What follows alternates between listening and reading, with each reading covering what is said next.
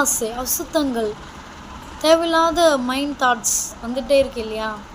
So பொருளாசை ஜனங்கள் பார்த்தீங்கன்னா, எல்லா ஷாப்ஸ்லயும் பாருங்களேன், ஏதோ ஒரு தேவை, ஏதோ ஒரு பர்ப்பஸ்க்காக there will be travelling in day to டே.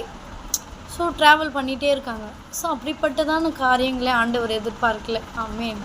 ஏதோ இருக்கிறது இருக்கட்டும், எல்லாம் ஓகே ஓகே, ஏதோ ஒரு தேவைக்காக வாங்குகிறோம், அக்செப்டட். ஆனால் அதுவே வந்து ரொட்டீன் லைஃப்பாக நம்ம எடுத்துகிட்டு போகும்போது அது வந்து அதிலோட அந்த இதுக்காக நம்மளுடைய கவனங்கள், நம்மளுடைய மைண்டெல்லாம் அதுக்கு போகுமே தவிர, நம்ம மைண்டெல்லாம் தேவனை துதிக்கணும், தேவனை ஆராதிக்கணும் அப்படின்ற ஒரு மைண்ட் தாட் வந்து நமக்கு வராது. ஸோ இப்படிப்பட்டதான ஒரு காரியங்களை விட்டு நம்ம வந்து விலகி இருந்தோம் அப்படின்னு சொன்னால் நிச்சயமாகவே நாம் வந்து ஒரு பெஸ்ட்டான பிள்ளையாக நம்ம ஆண்டவருக்கு இருப்போம். ஸோ இப்படிப்பட்டதான குணங்கள் நம்ம இடத்துல எப்பவுமே இருக்கவே கூடாது. ஸோ இந்த கீழே வசனங்களை நாம் பார்க்கும் பொழுது 5ஆம் வசனத்தில் இப்படிப்பட்ட குணங்கள் நம்ம இடத்துல இருக்கும் பட்சத்தில் நம்ம வந்து தேவனுடைய ராஜ்யத்தில் வந்து சேரவே முடியாது.